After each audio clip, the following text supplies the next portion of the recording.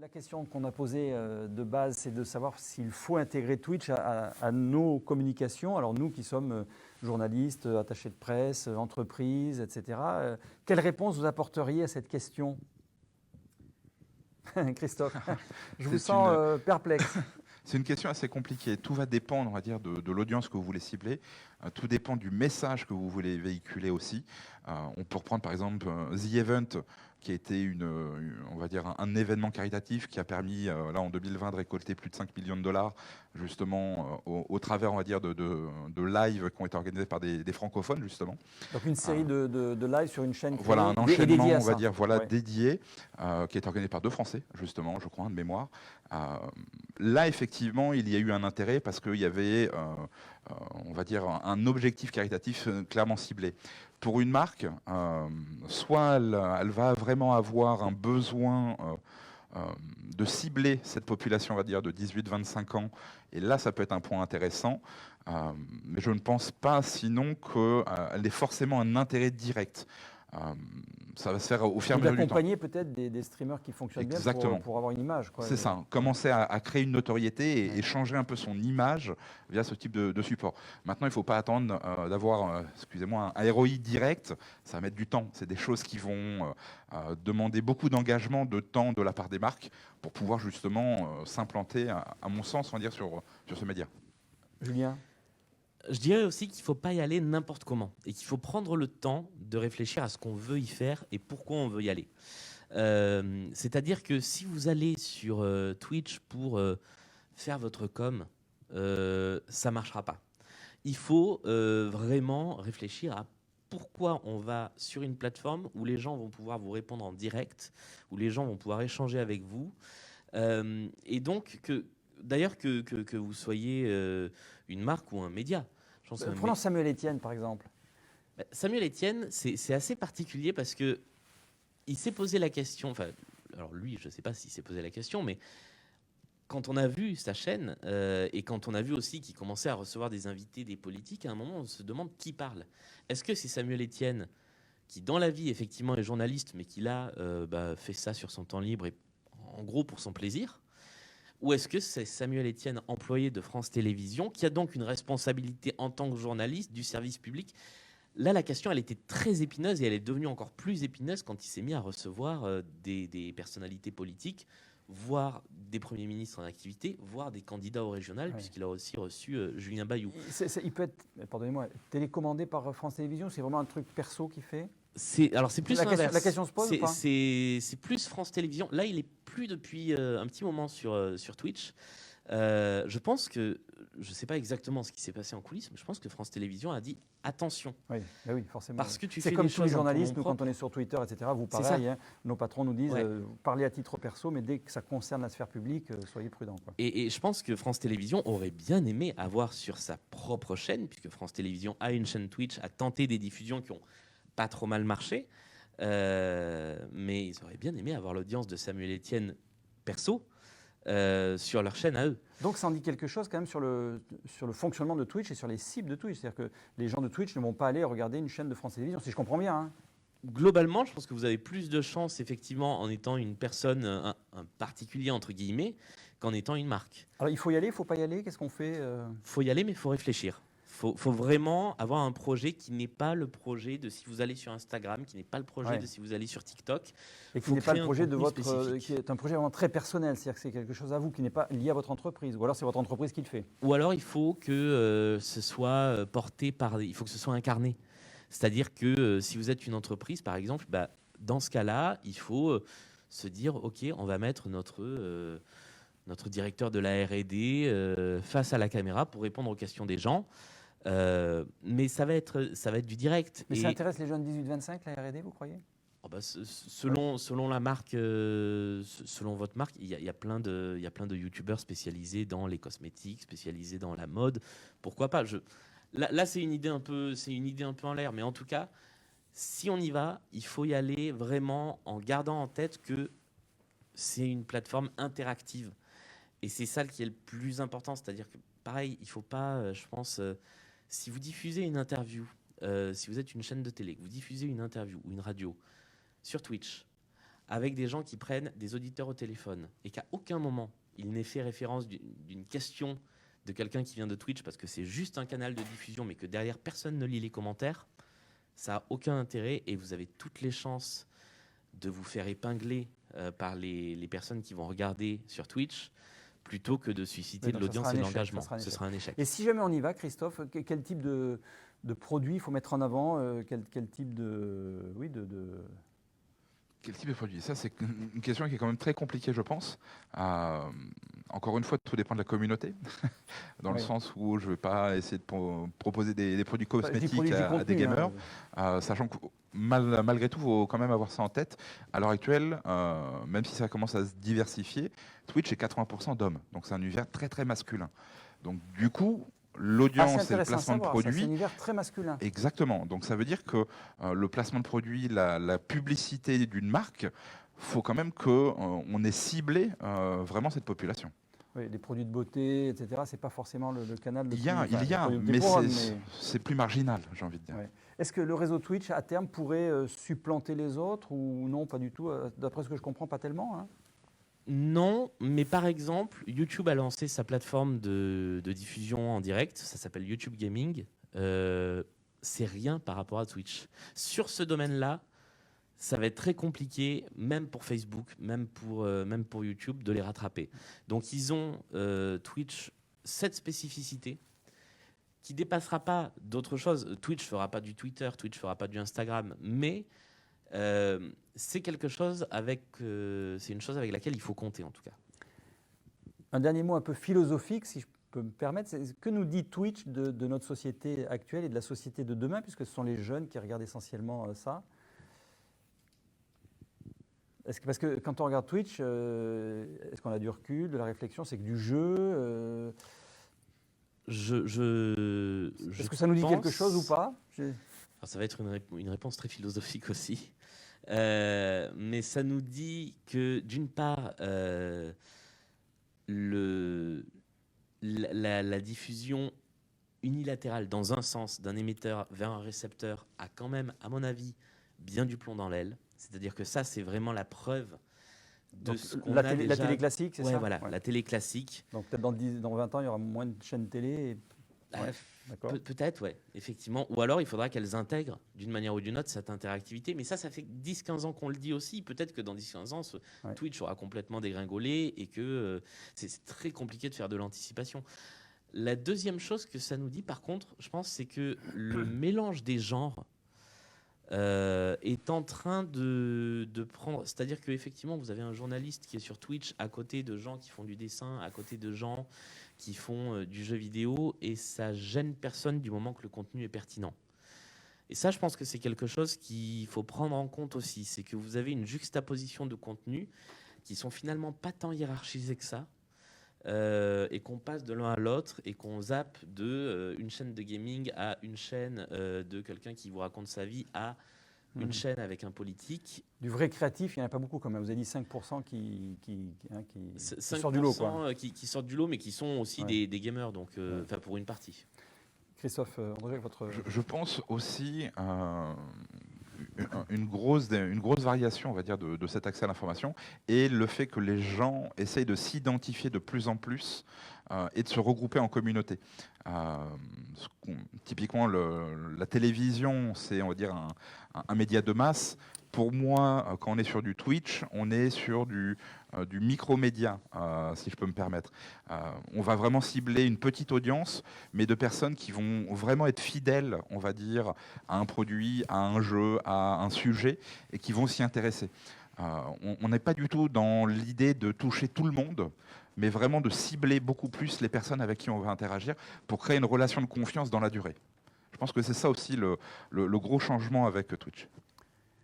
Ça donne en fait un rapport à l'audience qui est très différent parce que c'est une audience active, captive et engagée. Et que si vous avez 100 personnes qui regardent votre chaîne Twitch, déjà c'est beaucoup, mais qui sont 100 personnes qui derrière vont retenir ce que vous avez dit, qui vont être intéressées au sujet, en fait c'est presque aussi bien que d'en avoir 10 000 dont 1% à la fin va être captif. Donc c'est quand même intéressant, et le fait effectivement d'aller sur des communautés de gens qui sont intéressés à un sujet, il y a des gens qui font des chaînes Twitch où ils parlent, là, dans les choses qui me viennent de mémoire, du marché de l'art, et qui vont faire des Twitch de 2 heures entre passionnés d'art contemporain, qui vont parler de NFT pendant 2 heures, là où un média généraliste va en faire une chronique de 5 minutes. Donc, et ça va être 100 personnes qui vont regarder ça et qui vont poser des questions et qui vont intervenir, donner leur avis et qui vont être engagés. Donc ça, c'est un élément de réponse pour savoir s'il faut y aller ou pas. Ça, c'est intéressant. C'est ça. Ouais. Bien, messieurs, est-ce qu'on a tout dit sur Twitch? Est-ce qu'il y a des questions ou des choses que vous auriez envie de dire que je n'ai pas eu à l'esprit de vous poser comme question? On a fait le tour un peu? Je crois qu'on a dit pas mal de choses déjà. Ouais. Quand même. Merci en tout cas de votre disponibilité et de votre efficacité, de votre connaissance de ce réseau Twitch. Donc je vais me tourner vers la salle qui est devant nous et puis aussi Facebook, si jamais vous avez de l'autre côté de l'écran des questions à poser à nos deux intervenants, Julien Baldacchino, donc journaliste web à France Inter, et Christophe Ondrejec, qui est directeur de l'École européenne des métiers d'Internet. Déjà dans la salle, est-ce qu'il y a des questions? Bonjour. Je suis Corinne Bott d'Action by Parker et je m'occupe de destination, donc de pays. Et j'étais très intéressée pour en savoir plus. Donc merci infiniment. Je vois que j'ai cru comprendre que ce média marche en unité de mesure de manière complètement différente, et c'est ça qui m'intéresse. C'est qu'aujourd'hui, si l'on rejoint Twitch, eh bien, on va aller rechercher de la qualité et non pas de la quantité. Et en fait, c'est un discours que nous, on essaie de donner à nos destinations qui sont des pays, en leur disant, pour avoir une belle vue, une belle visibilité, c'est effectivement les gens qui vont retenir quelque chose de ce que l'on a à dire, et non pas avoir 1 million de followers qui vont se prendre en photo et qui finalement, on va retenir qu'une petite image. Donc merci déjà de m'avoir apporté cet éclaircissement. Alors, si tout le monde a entendu par le Facebook, c'est Corinne qui travaille dans le tourisme et les destinations, si j'ai bien compris, qui nous explique que l'intérêt de Twitch, c'est de cibler un public qualitatif et non pas quantitatif.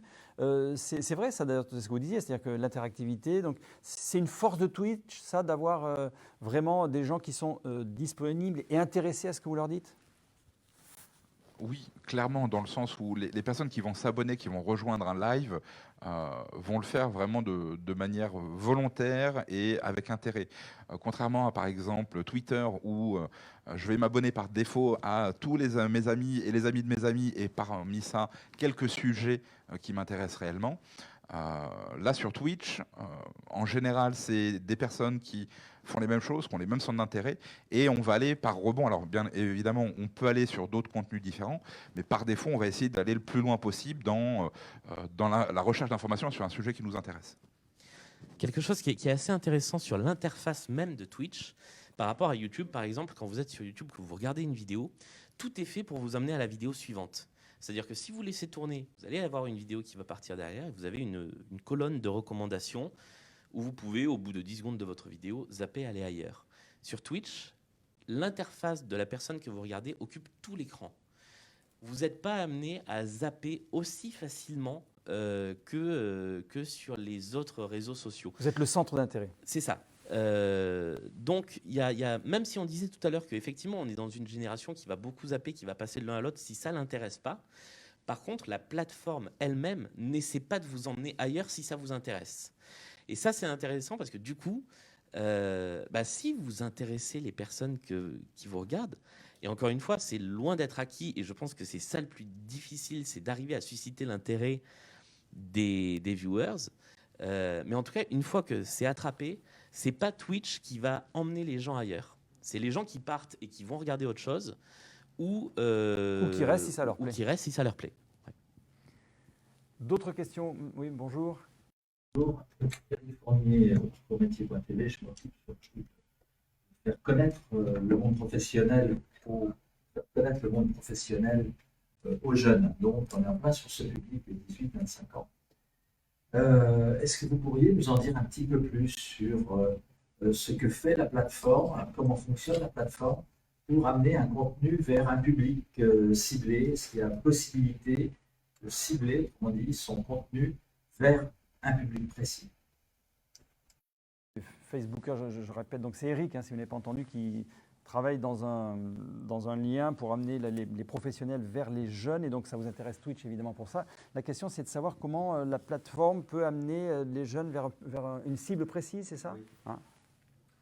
Qui veut répondre, Julien?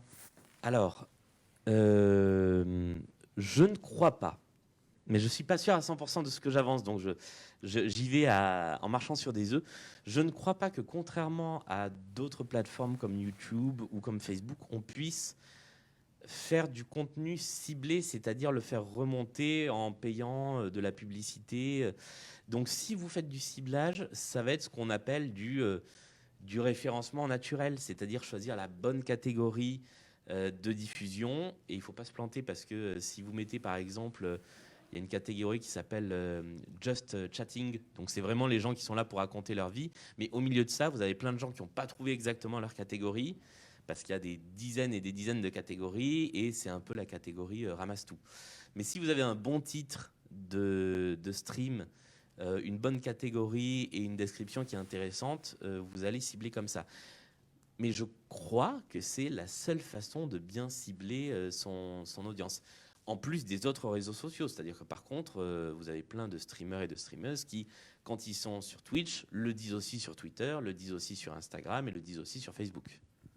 Oui, je pense, hein, pareil, je vais mettre au conditionnel aussi mes réponses, mais je pense que l'idée est plus de vanter sa chaîne sur d'autres supports pour ramener du monde et avoir peut-être plus facilement un ciblage, par exemple sur du Facebook, sur de l'Instagram ou autre, où on va réussir à cibler plus spécifiquement le type de population qu'on veut avoir et les emmener ensuite sur la chaîne. Une fois qu'ils sont sur la chaîne, après l'idée ça va être de les fidéliser. Donc le travail va être vraiment de comment les faire arriver sur Twitch via d'autres médias, via d'autres supports, via d'autres réseaux sociaux. Et ensuite, après, voilà, je pense que c'est comme ça qu'il faut construire son audience, à mon avis. Eric, ça répond à votre question? D'autres questions? Oui, bonjour. Bonjour, Laurent Grandberg, je suis attaché de presse. Je voulais savoir, à votre avis, quelle est la prochaine plateforme qui va cartonner? Est-ce que c'est TikTok? On parle énormément, qui se diversifie aussi beaucoup. Donc Laurent qui est attaché de presse qui demande quelle prochaine plateforme va détrôner Twitch ici au Presse Club, par exemple, dont on va beaucoup parler. Alors, TikTok, c'est déjà la plateforme.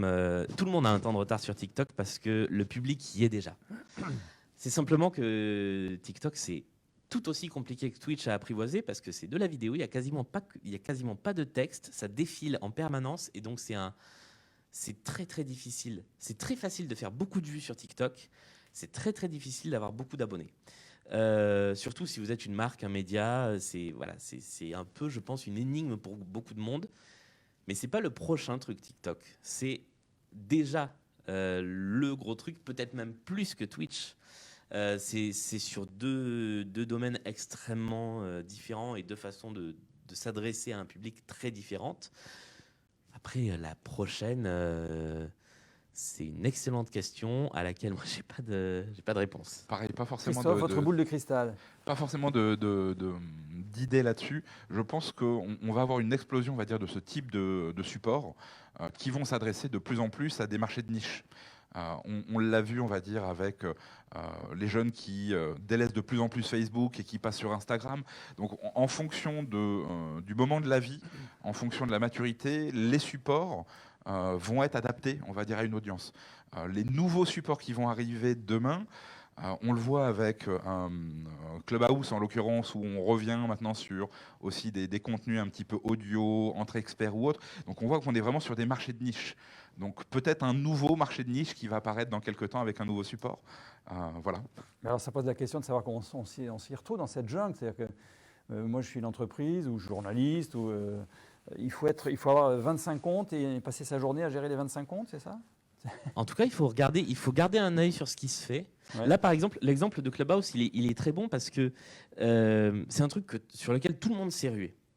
Et en fait, Clubhouse est beaucoup moins téléchargé aujourd'hui. Les téléchargements de Clubhouse ont fait, je crois, il y a eu 10 millions de téléchargements au mois de février quand tout le monde en parlait. C'est descendu à 2 millions, c'est descendu à 1 million, et là, c'est en train de stagner. Donc, en fait, c'est pas une appli qui a eu une croissance exponentielle. Ça a eu un moment de carton et ça a chuté. Par contre, tout le monde est en train de faire son Clubhouse. Spotify vient de lancer son appli qui s'appelle Green Room, qui est la même chose.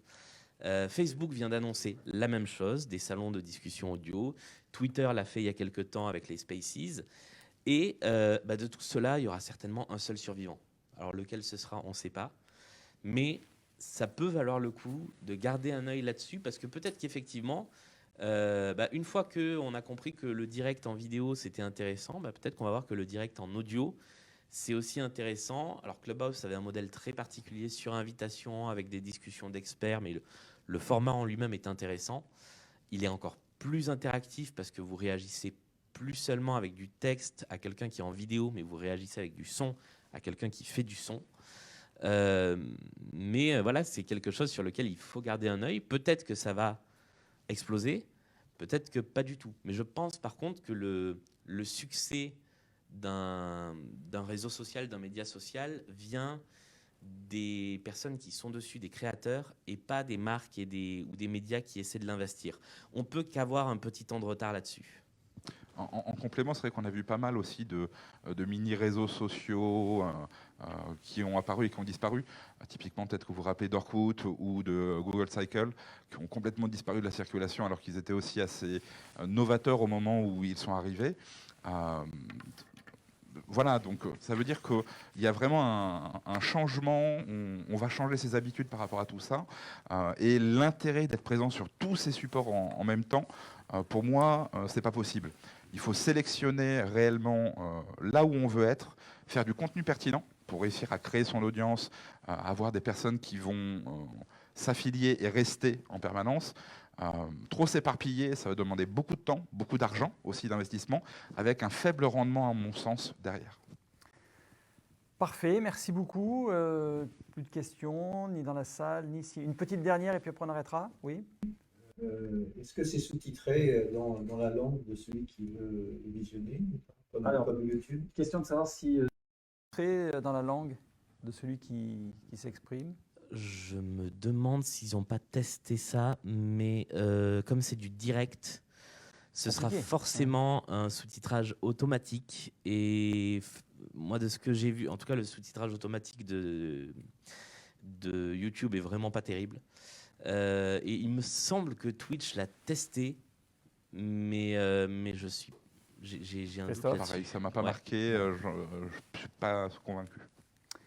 Merci pour votre présence physique ici, pour les quelques personnes qui sont là, et merci à tous ceux qui nous regardent de l'autre côté de l'écran avec le Facebook Live du Presse Club. Merci évidemment à nos deux invités, Julien Baldacchino, journaliste web à France Inter, et Christophe Ondrejec, directeur de l'École européenne des métiers d'Internet. Merci beaucoup pour votre connaissance de Twitch. Très bonne journée à tous. Donc ce débat sur Twitch, faut-il intégrer Twitch à votre communication? J'espère que vous avez maintenant toutes les clés pour répondre à cette question. À très bientôt, Presse Club.